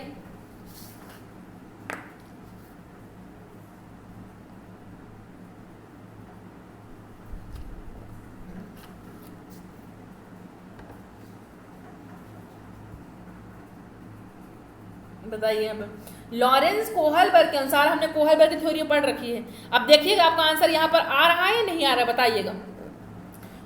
लॉरेंस कोहलबर्ग के द्वारा प्रस्तावित निम्नलिखित चरणों में से प्राथमिक विद्यालय के बच्चे किन चरणों का अनुसरण करते हैं। क्या है यहाँ पर, लॉरेंस कोहलबर्ग द्वारा प्रस्तावित निम्नलिखित चरणों में से प्राथमिक विद्यालयों के बच्चे, जो प्राथमिक स्तर के बच्चे हैं ना, ध्यान रखिए कहाँ के बच्चे हैं, प्राथमिक स्तर के बच्चे हैं, तो किन चरणों का अनुसरण करते हैं, मतलब उसका पालन करते हैं। तो आज्ञा पालन और दंड उन्मुखीकरण प्राथमिक स्तर के बच्चे हैं, ध्यान रखिएगा, है ना, उच्च प्राथमिक नहीं, यहाँ पर फर्स्ट से लेकर 5th तक के बच्चे हैं। तो ये जो बच्चे हैं वो किस चीज का अनुसरण करके काम करते हैं, तो आज्ञा पालन और दंड उन्मुखीकरण, या फिर वैयक्तिक और विनिमय, या फिर अच्छे अंतर वैयक्तिक संबंध, या फिर सामाजिक अनुबंध और व्यक्तिगत अधिकार। बताइए। तो हमने अभी अभी डिस्कस किया है कि बच्चे जो क्या होते हैं, पहले पूर्व परंपरागत में क्या करते हैं, क्योंकि पूछ कौन सा रखा है यहाँ पर, चरणों में से प्राथमिक विद्यालयों में बच्चे किन चरणों का अनुसरण करते हैं। तो हमने पूर्व परंपरागत में 2 प्रकार देखा था, पहला पनिशमेंट की बात कर रहा था, तो इनमें से कौन सा ऑप्शन है ये देख लीजिए। फिर दूसरा हम इंस्ट्रूमेंटल सापेक्षवादी, साधनात्मक सापेक्षवादी, साधनों का बात, सामानों का, इंस्ट्रूमेंटल का, है ना, यहाँ पर उस चीज का वो आदान प्रदान करते हैं। तो यहाँ पर और दूसरे की बात तो हम अन्यथा कर ही चुके हैं। तो यहाँ पर क्या हो जाएगा, पहला कौन सा यहाँ पर आज्ञा पालन, क्योंकि बच्चा कौन सी एज का, प्राथमिक विद्यालय का बच्चा है ना, तो यहाँ पर कौन सा हो जाएगा आज्ञा पालन, दंड यानी पनिशमेंट के बच्चा जो भी काम करेगा वो पनिशमेंट के डर के कारण काम करेगा, है ना, ध्यान रखिएगा। इसलिए राइट ऑप्शन जो होगा ऑप्शन नंबर फर्स्ट हो जाएगा। तो देखिए इस टाइप के क्वेश्चन बने, अब आपको समझ में आ गया कि नहीं आ गया, कोई प्रॉब्लम तो नहीं हो रही अभी। चलिए, तो बहुत सारे साथी बार बार मैसेज करें मैम एग्जाम कब है, एमपीटेट का पोस्टपोन्ड होगा या नहीं होगा। तो डेट कोई भी हो, आप लोग अपनी तैयारी को बनाए रखिए, है ना। डेट का क्या है, वैसे भी पीबी का तो ज़्यादा वो नहीं रहता, कभी भी डेट दे दिया। तो चलिए, नहीं भी देते फिर बढ़ा भी देते, दोनों रहता है वहाँ पर। चलिए, तो जैसा नॉर्मल स्थिति रहेगी वैसे ही एग्जाम होगा, है ना, जिस तरह से माहौल होगा। तो जैसे कि आपको मालूम कोविड-19 अभी खत्म नहीं हुआ है ना, लोग अभी जूझ रहे हैं उससे, है ना, सारी दुनिया ही थम गई है, तो एग्जाम तो क्या कहें, है ना। फिर भी अगर हो जाता तो अच्छी बात है, होगा ही शायद तक, क्योंकि अभी तो कुछ ऐसा कुछ अपडेट किया नहीं है, ना ही बताया कि नहीं होगा, या फिर ये भी नहीं बताया गया कि अभी होगा, ठीक। बाकी अभी बहुत सारे फेक आप लोग न्यूज़ों से परेशान मत होइए, है ना, बार बार मत देखिए। ऑफिशियली यहाँ पर जैसे ही आता है मैं आप लोग को सबसे पहले अपडेट करूँगी। हाँ, आप लोग ग्रुप में जुड़ जाइएगा, आप लोग चैनल को सब्सक्राइब करेंगे तो सबसे पहले मैं आपको यहाँ पर इन्फॉर्मेशन दूंगी कि आ चुका है ना। चलिए, आपको बाहर से परेशान होने की जरूरत नहीं बार बार कि यहाँ से ये फ्रेंड्स हमने मैसेज दिया है, ये फ्रेंड्स, ठीक। चलिए, कर्नैल सिंह कानूनी कार्यवाही क्या है, यहाँ पर देख लीजिए क्वेश्चन बना है, यहाँ पे कोहलबर्ग जी की थ्योरी से ही बना है क्वेश्चन, देख लीजिएगा, ध्यान दीजिएगा क्या कह रहा क्वेश्चन। कर्नैल सिंह कानूनी कार्यवाही तथा खर्चे के बावजूद आयकर नहीं देते, मतलब क्या है, कानूनी कार्यवाही भी हो चुकी है उनके ऊपर और खर्चे के बावजूद भी क्या इनकम टैक्स वो नहीं भर रहे हैं ना। वह सोचते हैं कि वे एक भ्रष्ट सरकार को समर्थन नहीं दे सकते, वो सोचते हैं कि जो हमको इनकम टैक्स हमको भरना है वो हम भ्रष्ट सरकार भ्रष्ट, हम क्यों दें उनको पैसा, हम नहीं देंगे, ये चीज सोच रहे हैं, नहीं दे सकते। जो अनावश्यक बांधों के निर्माण पर लाखों रुपए खर्च करती है वो संभवतः कोहलबर्ग के नैतिक विकास की किस अवस्था, मतलब कि यहाँ पर कर्नैल सिंह ये क्या है, कानूनी कार्यवाही भी उनके साथ हो चुकी, लेकिन वो खर्चे तथा खर्चे के बावजूद भी खर्चा भी करते हैं, लेकिन उसके बावजूद भी इनकम टैक्स नहीं भर रहे हैं। वो ये सोचते हैं कि हम सरकार को इनकम टैक्स क्यों दें, क्योंकि वो तो सारा पैसा वो खुद खा रही है ना, तो खुद खा रही, जब पैसा भ्रष्टाचार खुद मचा रही है, लाखों रुपए खा रही है, लाखों रुपए करोड़ों रुपए एक एक बांध में लगा देती है, तो क्यों दो ऐसे सरकार को पैसा। ये कोहलबर्ग जी के जो यहाँ पर क्वेश्चन बनाया गया उससे रिलेटेड है, ठीक है, कोई अन्यथा नहीं का, ध्यान दीजिएगा, है ना, क्वेश्चन है ये बात, है ना, कौन क्या भ्रष्टाचार मचा रखा है यह नहीं है, ठीक है। चलिए, तो यहाँ पर देखिए किस नैतिक विकास की किस अवस्था में है, ये जो बात कर रहे हैं कर्नैल सिंह जी, ये किस अवस्था में, पश्च परंपरागत में है या फिर आपके पूर्व परंपरागत में है, परंपरागत में है, परंपरागत में है या परंपरागत, बताइए, आंसर कीजिए क्या राइट ऑप्शन होगा आपका। तो ये आपका कौन सा हो जाएगा, पश्च, यानी काफी यूनिवर्सल बात कर रहे हैं, सत्य की बात कर रहे हैं ना, ट्रूथ की बात कर रहे हैं, इनमें कोई पनिशमेंट का कोई डर नहीं है ना, पहला भी नहीं है, इंस्ट्रूमेंट सापेक्षवादी भी नहीं है कि सामान आप दो तो हम दे, ऐसा भी इनपे नहीं। तो पूर्व में ये सब होता है जो कि पूर्व का है नहीं। फिर परंपरागत बीच वाले स्तर में होता है कि अच्छा लड़का अच्छी लड़की दिए, तो कोई लड़के नहीं है तो कानूनी कार्रवाई हो रही, तो समझ रहे हैं उन चीजों को, है ना। फिर सोशल ऑर्डर का भी उन चीजों का रूल को भी जानते हैं, ये भी सही है। यहाँ पर ये एथिक्स मतलब कि यहाँ पर यूनिवर्सल चीज को ये जान चुकी है ना, कि जैसे नेहरू जी, गांधी जी, कुछ भी हो जाए लेकिन वो हमको करना अपने मन का ही है ना, ये दबाव में आकर कोई काम नहीं करते थे। यहाँ पर वही बात हो रही, ध्यान दीजिएगा, राइट ऑप्शन क्या हो जाएगा, ऑप्शन नंबर ए हो जाएगा। चलिए, तो बात कर लेते हैं नेक्स्ट क्वेश्चन की। आप लोग को बहुत जल्दी तो नहीं लग रही है ना, चलिए बताइएगा, जल्दी लग रही है तो बताइए कि नेक्स्ट सेशन हम, हाँ आज जरूर नहीं स्किप कीजिए क्योंकि आज की क्लास इंपॉर्टेंट है। नेक्स्ट डे हम बिल्कुल ऐसे ही करेंगे आप लोग के हिसाब से। बताइए, बच्चे अपनी समझ से विश्व की परिकल्पना करते हैं, ये कथन किसने दिया था? बच्चे क्या करते हैं? अपनी समझ की विश्व की कल्पना करते हैं, तो ये कौन कहा था? पाओलो जी, स्किनर जी, पियाजे जी, कोहलबर्ग जी। यहाँ का राइट ऑप्शन नंबर सी हो जाएगा। पियाजे जी कहे थे। कौन कहे थे बताइए? पियाजे, हमने पहले ही चर्चा हो चुकी है हमारी कि विश्व की परिकल्पना करते हैं, यानी दुनिया का समझ का निर्माण करते हैं, सृजन करते हैं। राइट ऑप्शन जो हो जाएगा ऑप्शन नंबर आपका सी हो जाएगा, है ना। चलिए तो हम बात कर लेते हैं अपने नेक्स्ट क्वेश्चन की। क्या कह रहा है नेक्स्ट क्वेश्चन देखिए। बालकों की सोच क्या है यहाँ पर? बालकों की जो सोच होती है अमूर्तता की अपेक्षा मूर्त अनुभवों एवं प्रत्ययों से होती है। बालक जो सोचते हैं अमूर्त की अपेक्षा क्या करते हैं? मूर्त अनुभवों एवं प्रत्ययों से सीखते हैं। तो यह अवस्था कौन सी अवस्था है? बच्चे क्या करते हैं? अमूर्त की जगह वो अभी मूर्त में है, तो कौन सी अवस्था में? 7 से 12 वर्ष में है, या फिर 12 से 22 तक है, या 2 से 7 वर्ष है, या फिर जन्म से 2 वर्ष? बताइए, आंसर कीजिए आप सभी लोग। और आप लोग शेयर करना नहीं भूलिएगा, ठीक है। मैं बार बार कह रही हूँ, बार बार चिल्ला चिल्ला के आप लोग को बार बार बोल रही हूँ, अब पढ़ा रही हूँ, आप लोग को शेयर जरूर करना है। ईमानदारी आप लोग को नहीं खोना है ना। चलिए, वैसे बहुत ईमानदार मेरे साथी हैं, सभी साथी, आप सबका बहुत स्नेह है, आप सबका बहुत साथ है, ठीक है। इसलिए मैं ये नहीं कह सकती आप लोग नहीं करते हैं, लेकिन आप लोग भी ध्यान रखा करिए। सभी साथी जो लोग जुड़े हैं सभी शेयर करें, है ना। चलिए, किसी एक को पर्टिकुलर एक को नहीं कह रही हूँ, ये सभी को कह रही हूँ, है ना। तो यहाँ पर राइट ऑप्शन 7 से 12 वर्ष है ना, क्योंकि अब यहाँ पर आपको मालूम है मूर्त की अवस्था फिर अमूर्त की अवस्था।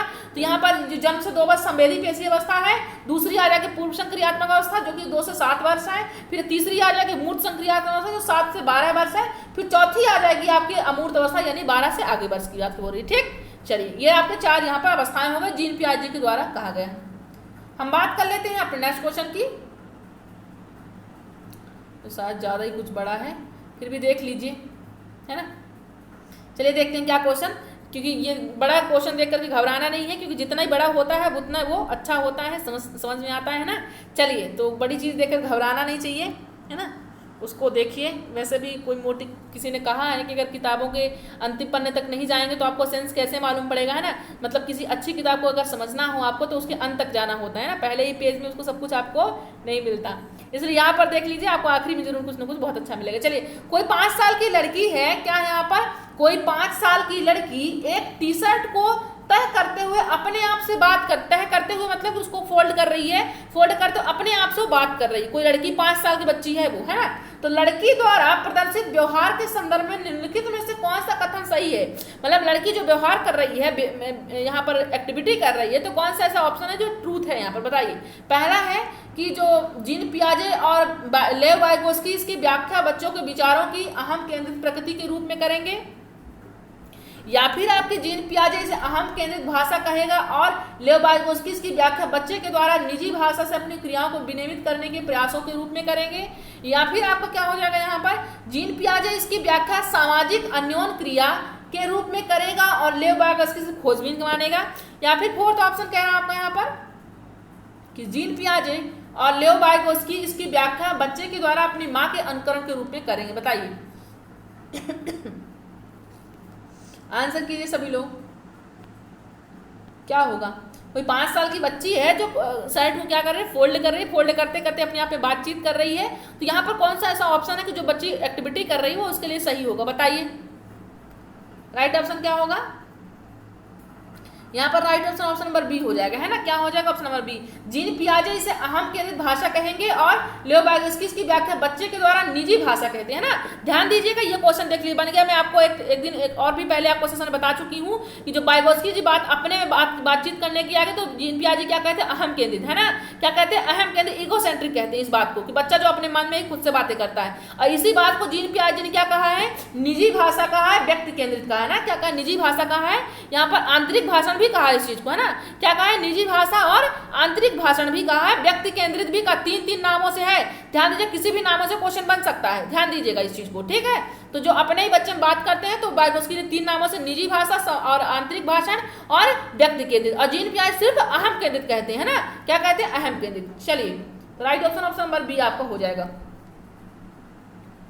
हम बात कर लेते हैं अपने नेक्स्ट क्वेश्चन की। आंसर कीजिएगा सभी लोग, शेयर जरूर करते जाइएगा ताकि आपके साथी भी आज का सेशन एंजॉय कर पाए, है ना। और आप लोग आज एक एक साथी मेरे कमेंट बॉक्स में जरूर बता के जाएंगे क्लास आपको आज की कैसी लगी, है ना, बताइएगा। यहाँ पर आंसर कीजिए आप। पियाजे के अनुसार बच्चे का चिंतन जो होता है वयस्कों से डॉट डॉट होता है बजाय के मात्रा और प्रकार के, आकार मूर्तपरकता के, प्रकार या मात्रा के, आकार या किस्म के। बताइए, आंसर कीजिए सभी लोग। जो पियाजे कहते हैं बच्चों का जो चिंतन होता है वयस्कों से किस प्रकार होता है, जो बच्चों का जो चिंतन होता है वयस्कों से प्रकार में भिन्न होता है। क्या होता है, प्रकार में भिन्न होता है बजाय मात्रा के, है ना। अब ये नहीं है कि बच्चा 2 किलो 4 किलो ज्यादा समझता है ना, ऐसा नहीं है, लेकिन जो उनके सोचने का तरीका होता है वो अलग होता है। वयस्कों का अलग होता है, उनका अलग होता है, उनसे भिन्न सोचते हैं बच्चे, है ना, उन्हीं की तरह वो नहीं सोचते। राइट ऑप्शन क्या हो जाएगा, ऑप्शन नंबर सी आपका हो जाएगा, है ना, ऑप्शन आपका सी आपका राइट हो जाएगा। चलिए हम बात कर लेते हैं नेक्स्ट क्वेश्चन की, आंसर कीजिएगा, बताइएगा। संज्ञानात्मक विकास के 4 चरणों में, संज्ञानात्मक विकास के कितने चरण हैं, 4 चरण हैं, ठीक है। आपको मालूम है कि 4, संवेदी पेशी अवस्था, पूर्व संक्रियात्मक अवस्था, स्थूल संक्रियात्मक अवस्था और औपचारिक संक्रियात्मक अवस्था की पहचान की गई। किसके द्वारा, हिलगार्ड के द्वारा, स्टार्ट के द्वारा, हल्लाक के द्वारा, पियाजे द्वारा। मैं आपको बता रही हूँ कि आज अभी तक मैंने ये सभी टेट एग्जाम को प्रीवियस ईयर के लिए मैंने C TET, MP TET, UP TET, REET, जितने भी 3 से 4 साल से क्वेश्चन बने हैं जीन पियाजे बायोगोस्की और कोहलबर्ग, सभी क्वेश्चन इंक्लूड कर ली हूँ, कोई भी क्वेश्चन रह नहीं गया, ध्यान दीजिएगा, है ना। तो आप लोग एंजॉय कीजिए, इन सारे क्वेश्चनों को आप लोग रिवीजन जरूर कर लीजिएगा एक बार, है ना।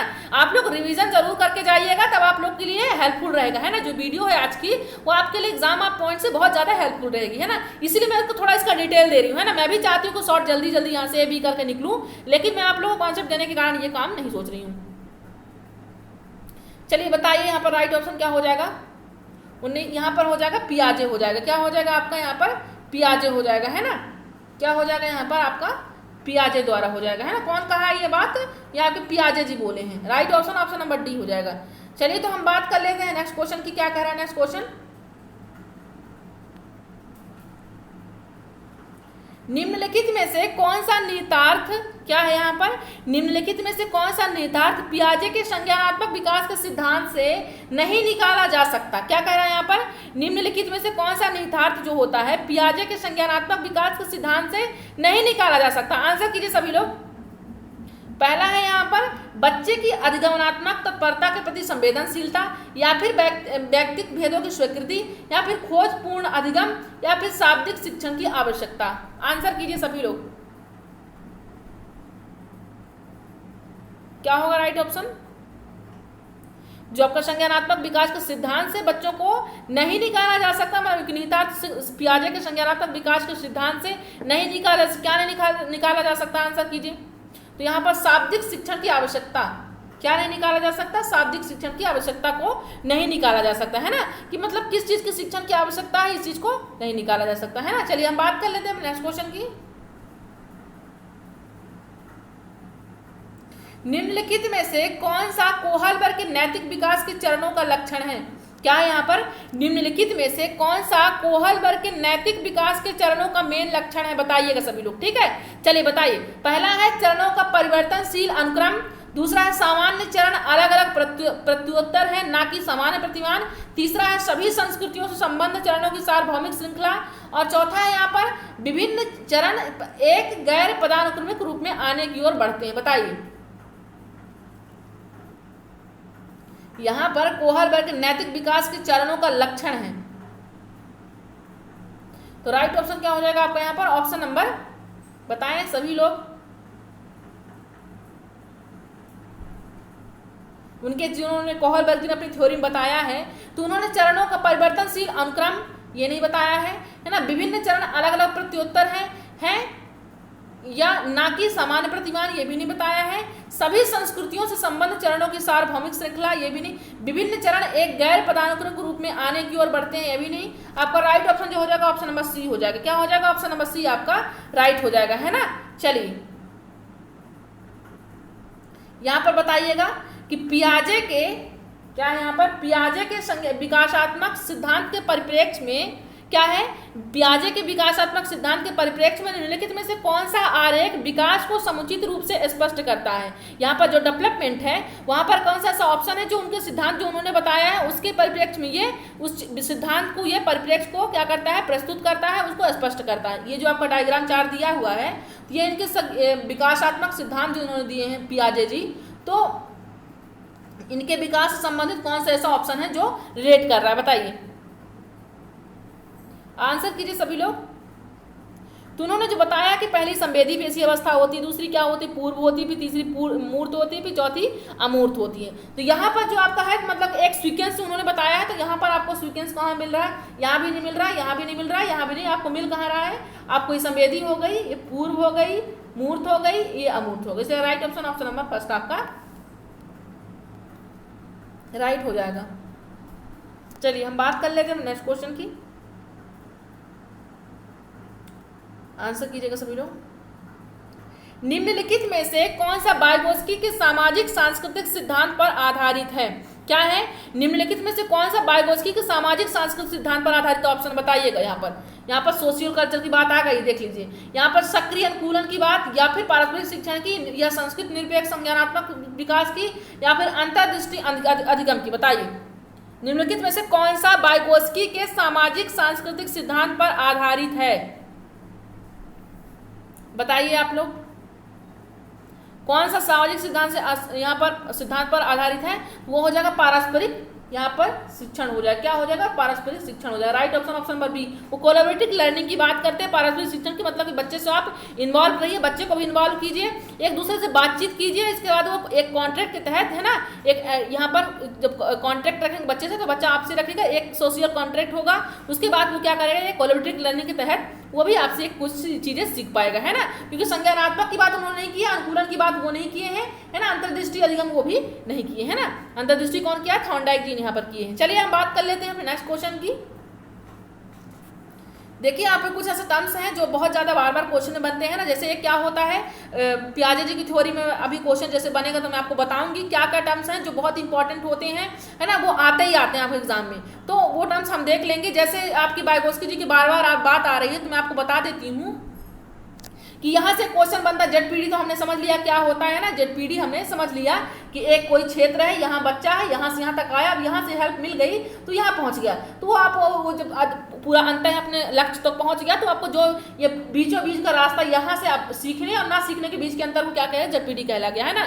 अब यहाँ पर जो प्रोसेस हो रही है उसको क्या कहते हैं, स्केप होल्डिंग करते हैं, उसको जो हेल्प मिल रही है उसको क्या कहते हैं, स्केप होल्डिंग कहते हैं। अब इस एक वर्ड यूज होता है MKO, मोर नॉलेजेबल अदर, मतलब उससे जो बेस्ट होगा, उससे जो बेहतर होगा वही उसको देगा, है ना, जो उसको शिक्षण देगा बच्चे से जो बेहतर होगा वो देगा, है ना, ये चीज जान लीजिएगा। यहाँ से क्वेश्चन बहुत बार क्वेश्चन बनते हैं। अब यही क्वेश्चन बाकी है आपका व्यक्ति केंद्रित वाली बात होगी, यहाँ से भी क्वेश्चन बनते हैं तो वो हमने पढ़ रखा है, यहाँ से पढ़ लिया है ना। जब आम केंद्रित की बात जैसे जीनप्याज जी कहते हैं तो वो बच्चे मन ही मन बात करते हैं, मतलब उन्होंने व्यक्ति केंद्रित कहा है। तो बस ऐसे कुछ टर्म्स हैं जो पूछे जाते हैं वाइगोत्स्की जी से और ज्यादा खास नहीं है, है ना। चलिए हम बात कर लेते हैं नेक्स्ट क्वेश्चन की। एक शिक्षक जो है अपनी कक्षा में कहती है, एक शिक्षिका अपनी कक्षा में कहती है कि सभी के प्रदत्त कार्यों का निर्माण इस प्रकार से किया गया, मतलब असाइनमेंट जो उन्होंने दिया है ना, तो उन्होंने इस प्रकार से निर्माण किया कि प्रत्येक विद्यार्थी अधिक प्रभावशाली ढंग से सीखे। उन्होंने जो असाइनमेंट दिया है वो इस लहजे से दिया है कि बच्चा, हर एक बच्चा क्या करे, प्रभावशाली ढंग से, इफेक्टिव ढंग से उस चीज को सीख पाए। अतः सभी विद्यार्थी बिना किसी अन्य की सहायता से अपना कार्य पूर्ण करें, मतलब वहां पर किसी की जेडपीडी यानी वहां पर किसी की सहायता की जरूरत ना पड़े बच्चे को। हमने ऐसा प्रोजेक्ट में क्वेश्चन दिया है ना, विदाउट हेल्प के बच्चा क्वेश्चन कर पाए, ठीक। वह कोहल पर के किस नैतिक विकास के चरण की ओर संकेत दे रही है, मतलब बच्चे को किसी हेल्प की जरूरत किसी की नहीं है ना, ऐसा उन्होंने प्रोजेक्ट दिया है। ऐसा बच्चा, अब जो भी ये एज जो है बच्चे की, तो किसी ने किसी एज को दिया होगा ना मैम ने, है ना, ऐसे थोड़ी ना कि KG1 के बच्चों को असाइनमेंट दे दिया होगा, बच्चे को हेल्प की जरूरत नहीं है। तो जो उन्होंने बताया है तो ऐसी कौन सी एज है जो बच्चे को हेल्प की जरूरत नहीं है, बताइए, आंसर कीजिएगा सभी लोग। पहला ऑप्शन देख लीजिए क्या है यहाँ पर, औपचारिक चरण है। यहाँ पर कानून और व्यवस्था जो हमने देखा है ना कि बच्चा यहाँ पर सोशल रूल डालने लगता है लेकिन यूज नहीं करता है ना, ये होता है औपचारिक चरण। मतलब चरण जैसे आपको यहाँ पर पहला हो गया आपका ये पनिशमेंट वाला, दूसरा आपका हो गया इंस्ट्रूमेंटल स्वार्थवादी वाला हो गया, तुम अगर दोगे तो मैं तुमको दूंगा, तीसरा हो गया गुड बॉय गुड गर्ल हो गया, है ना, गुड गर्ल हो गया, चौथा आपको यह रूल हो गया, है ना, सोशल रूल हो गया, जो कानून व्यवस्था, ये चौथा हो गया, है ना। पांचवा आपका क्या हो गया यहाँ पर सोशल कॉन्ट्रैक्ट में, सामाजिक से आप यहाँ पर क्या हो जाता है बच्चा, यहाँ पर सोशल कॉन्ट्रैक्ट में समाज से वो संपर्क में आने लगता है, जो कि पांचवा चरण ये है सामाजिक संविदा। छठवां आपको यूनिवर्सल ट्रूथ, बच्चा जो सही होता है, सार्वभौमिक होता है, वही काम वो करता है। तो बताइए यहाँ पर राइट ऑप्शन क्या हो जाएगा, हमने छठवां आपको साथ में बता दिया है, बताइए तो अब क्या होगा यहाँ पर जो हो जाएगा आपका राइट ऑप्शन, क्योंकि बच्चा अब इतना समझदार हो चुका है कि उसको हेल्प की जरूरत नहीं है। लेकिन यहाँ पर right option option number A हो जाएगा, है ना। क्या हो जाएगा, कानून और व्यवस्था, क्या हो जाएगा, कानून और व्यवस्था यहाँ पर राइट ऑप्शन हो जाएगा, है ना। ऑप्शन नंबर 4 आपको राइट हो जाएगा आपका, है ना। चलिए, क्योंकि पनिशमेंट की बात नहीं है यहाँ पर, इंस्ट्रूमेंटल की सेकंड औपचारिक की भी नहीं है यहाँ पर, इंस्ट्रूमेंटल की भी बात नहीं हो रही है, दंड की बात नहीं हो रही है, सामाजिक कॉन्ट्रैक्ट की बात नहीं हो रही कि समाज में आया है नहीं आया। हाँ, कानून और व्यवस्था वो जानता है, इतना वो परिपक्व हो चुका है, इसीलिए उसको असाइनमेंट मिला है वो, क्योंकि एज भी कुछ ऐसी समथिंग रहती है तभी देंगे, नहीं तो असाइनमेंट आपको युवा आपके वृद्धावस्था में तो मिलने नहीं जाएगा, है ना। चलिए देख लेते हैं, क्वेश्चन की बात कर लेते हैं। क्या कह रहा है क्वेश्चन, सभी साथियों को मैं बार बार कह रही हूँ कि आप लोग शेयर जरूर कीजिएगा, है ना। मैं गला फाड़ फाड़ के आप लोग को जो क्वेश्चन दे रही हूँ यहाँ पर, तो आप लोग को शेयर जरूर करना पड़ेगा, ठीक है। चलिए हम बात कर लेते हैं क्वेश्चन की। पहला क्वेश्चन क्या करें यहाँ पर, वाइगोत्स्की के सामाजिक सांस्कृतिक सिद्धांत के अनुसार, जो उन्होंने बताया है सामाजिक सांस्कृतिक सिद्धांत बताया उन्होंने, उसके अनुसार यहाँ पर क्या है, पहला ऑप्शन देख लीजिए, संस्कृति और भाषा संज्ञानात्मक विकास में महत्वपूर्ण, जो संस्कृति होती है, जो लैंग्वेज होती है, मतलब यहाँ पर कहना चाहिए कि लैंग्वेज और कल्चर दोनों जो कॉग्निटिव डेवलपमेंट क्या होते हैं, एक रोल अपना इंपॉर्टेंट रोल निभाते हैं, ये होता है। या फिर बच्चे जो होते हैं अलग क्षेत्र में चिंतन करते हैं और पूर्व परिप्रेक्ष्य नहीं करते, वो अलग अलग चीज सोचते हैं, वो बाद की वो नहीं सोचते हैं, पहले की वो नहीं सोचते हैं, अलग अलग चीजों को सोचते हैं, यह होता है। या फिर यदि निम्न आयु पर अमूर्त सामग्री को प्रस्तुत किया जाए तो बच्चे अमूर्त तरीके से चिंतन करने लगते हैं, मतलब कि अगर बच्चे क्या करते हैं, अगर आप किसी भी एज के बच्चे को क्या कर दो, अगर जो चीजें नहीं, अमूर्त का मतलब जो चीजें आपके पास नहीं है, अगर आप बार बार उसको प्रस्तुत करो उनके सामने, तो वही बच्चे को चिंतन करने लगे, क्या ऐसा सही है। या फिर फोर्थ ऑप्शन कह रहा है आपका यहाँ पर कि स्वनिर्देशित वाक सहयोग का न्यूनतम स्तर है। बताइए जो सामाजिक सांस्कृतिक सिद्धांत के अनुसार क्या होगा राइट ऑप्शन। तो सामाजिक सांस्कृतिक सिद्धांत की बात हो रही है, मतलब कहीं ना कहीं संस्कृति और भाषा में संज्ञानात्मक विकास में महत्वपूर्ण भूमिका निभाते हैं, इसलिए right option option number A आपका, जो आपका समाज होता है वो भाषा संज्ञानात्मक विकास में महत्वपूर्ण भूमिका निभाता है। कौन, भाषा में संस्कृति और जो सामाजिक सिद्धांत रहते हैं, सामाजिक सोशल लोग होते हैं, वो उस पर अपना रोल अहम निभाते हैं। चलिए हम बात कर लेते हैं अपने नेक्स्ट क्वेश्चन की। क्या कर रहा है नेक्स्ट क्वेश्चन देख लीजिए। देखिए अब ये बहुत ही प्यारा क्वेश्चन जो मैं लेकर के आई हूँ आप लोग के, स्पेशली लेकर, क्योंकि फ्रॉइड जी की थ्योरी से बहुत ज्यादा क्वेश्चन बनते हैं। फ्रॉइड जी की थ्योरी से जो उनकी मन की अवस्थाएं हैं, व्यवहार की अवस्थाएं हैं, है ना, व्यक्तित्व की जो अवस्थाएं हैं, एक उनकी ध्यान रखिएगा, आपने मन की अवस्थाएं तो पढ़ ही रखा होगा, चेतन मन, अचेतन मन, अर्धचेतन मन, 3 अवस्थाएं उन्होंने पढ़ा होगा। आपने व्यक्तित्व के बारे में पढ़ा होगा, है ना, ईगो, सुपर ईगो, ये भी आपने पढ़ा होगा। लेकिन आपको क्या मनोलैंगिक विकास है जी फ्रॉइड जी का, क्या आपने उसको पढ़ा है? वहां से क्वेश्चन बहुत ज्यादा बने हार्ट एट एग्जाम, ये ध्यान रखिएगा। इसलिए मैं क्वेश्चन को इंक्लूड की हूँ ना, ताकि आपको बता पाऊँ कि वहां से भी क्वेश्चन आप लोग देख लीजिएगा पैटर्न क्वेश्चन एग्जाम हॉल में जाने से पहले, ठीक है। चलिए, किस अवस्था में आक्रामक वो धारणात्मक व्यक्तित्व विकसित होता है? किस अवस्था में आक्रामक जो बच्चा व्यवहार करने लगता है, धारणात्मक व्यक्तित्व विकसित होने लगता है, तो कौन सी एज में होता है? मुखावस्था होता है, गुदावस्था होता है, लैंगिक अवस्था होता है, अव्यक्ता अवस्था। अब इसको आंसर कीजिए आप लोग, और सभी का राइट होना चाहिए, तो ध्यान रखिएगा, आंसर कीजिए क्या होगा राइट ऑप्शन आपका।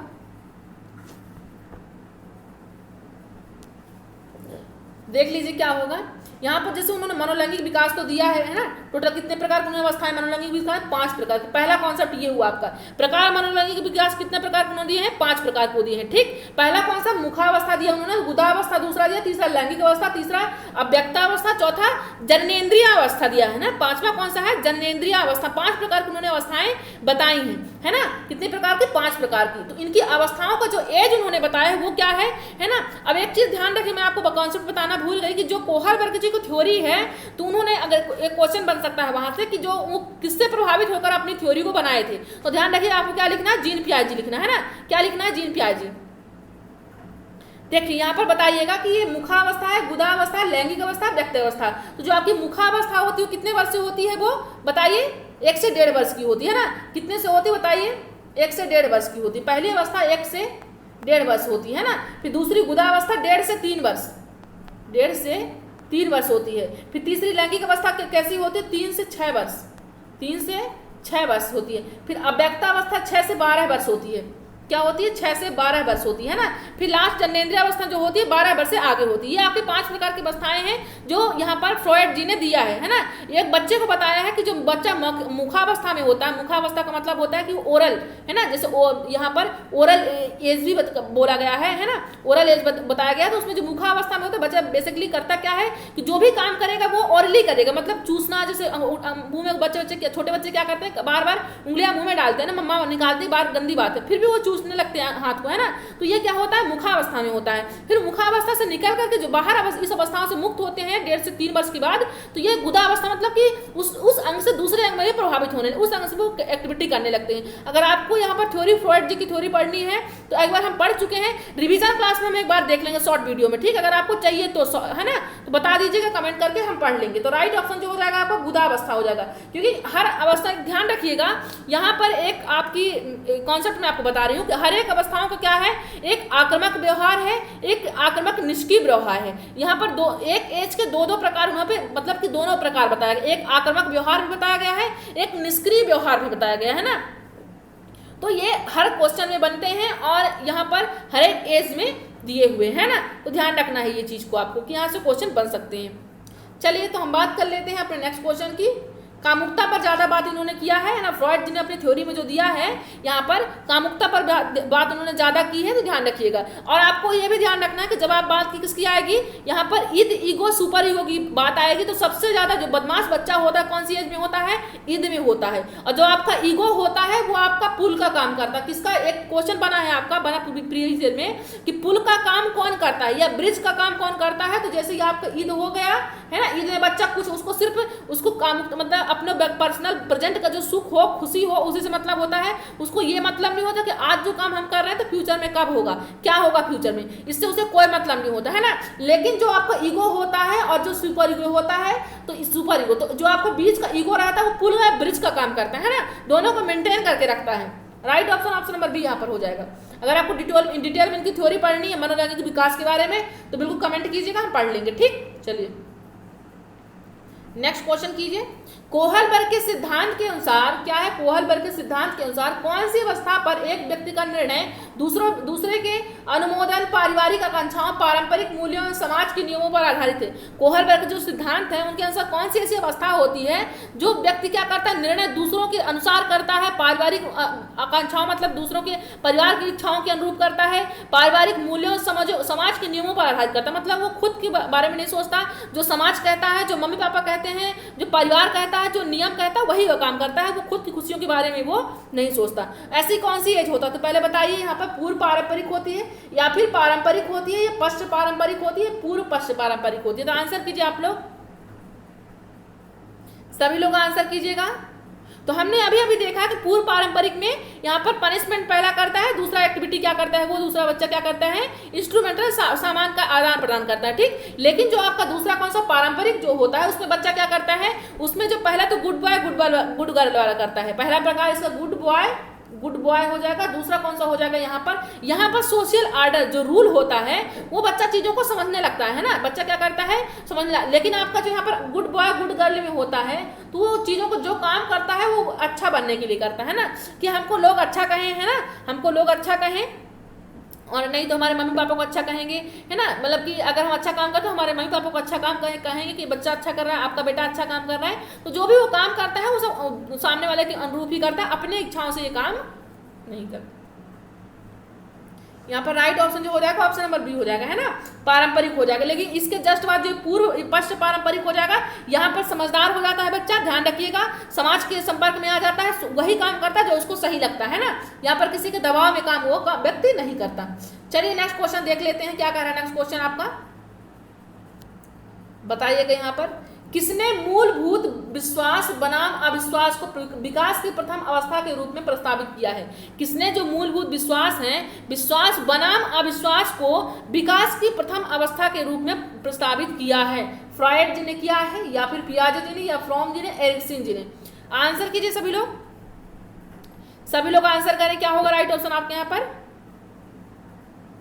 किसने ये बात कही है कि जो विश्वास होता है बनाम विश्वास विकास की प्रथम अवस्था बताई है? तो ये right option option number D एरिक्सन जी हो जाएगा, है ना। क्या हो जाएगा? एरिक्सन। इन्होंने थ्योरी में कितने प्रकार बताए हैं? 8 प्रकार बताए हैं। व्यक्ति में कितने प्रकार की अवस्थाएं होती हैं वो बताए हैं 8 प्रकार की उनमें क्वालिटी आती है ना। 8 एज उन्होंने बताया है। एरिक्सन जी ने मनोसामाजिक सिद्धांत बताया ना, हर एक व्यक्ति के वो सामाजिक सिद्धांत होते हैं ना, जो क्या होता है 8 प्रकार, जिसमें 8 में से पहला आपको कौन बताया उन्होंने? मूलभूत विश्वास बनाम अविश्वास। मतलब यहाँ पर बच्चा क्या करता है बेसिकली, क्यों विश्वास बनाम अविश्वास कहा गया है? क्योंकि इसमें बच्चा कार्य करने को बहुत सोचता है, लेकिन उसके मम्मी पापा मना कर देते, नहीं बेटा तुम नहीं कर पाओगे, ये तुमसे नहीं होगा, चलो छोड़ो इसको, है ना। तो बच्चा क्या सोचता, शायद मैं ये काम नहीं कर सकता, मैं इसीलिए मेरे मम्मी पापा मुझे काम नहीं कर सकते। तो मतलब अगर फिर उसमें होता क्या है, उसमें जो उत्पन्न होता है, ये क्वेश्चन यहाँ से बनता है कि इसमें किस गुण का विकास होता है इस अवस्था में, तो आप क्या बोलोगे? विश्वास और अविश्वास का गुण उत्पन्न होता है ना। अब विश्वास कैसे होता है? जैसे अगर आपने उसको बच्चे को काम करने दिया है ना, कभी कभी क्या होता है छोटे छोटे बच्चे बोलते हैं मम्मा मैं भी ये काम करूंगा, प्लीज मैं आपकी हेल्प करा दूं क्या? तो आप लोग बोलते तो ठीक करा लो, आपसे हो जाएगा। तो आपने करा तो उसमें क्या हुआ, एक विश्वास भावना की जागृत हुई, उसको लगा कि शायद मैं भी ये काम कर सकता हूँ, इसलिए मम्मी ने मुझे ये काम दिया था, है ना। अब अगर आपने वो काम नहीं करने दिया, बच्चे को रोक दिया बीच में ही कि तुम ये काम नहीं कर सकते, इसको रखो, तुमसे गंदा हो बिगड़ जाएगा, तुमसे छोड़ो, इसको तोड़ दोगे फोड़ दोगे, उसमें कौन सी भावना जागृत होगी? उसमें अविश्वास की। मतलब मैं ये काम नहीं कर सकता, इसीलिए मेरे मम्मी पापा मुझे ये काम नहीं करना, इसलिए right option option number D हो जाएगा। चलिए राइट आपका डी हो जाएगा। आशा करती हूँ आपको समझ में आ रहा होगा, है ना।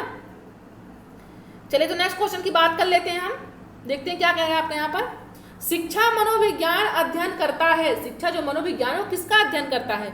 आत्मा का धार्मिक परिस्थितियों का, या फिर मानव व्यवहार का शैक्षिक परिस्थितियों में, या फिर चैतन्यता का असीमित परिस्थितियों में, मस्तिष्क का बौद्धिक परिस्थितियों। आंसर कीजिए सभी लोग, और सभी लोग झूम के शेयर करेंगे, मन लगा के शेयर करेंगे, है ना।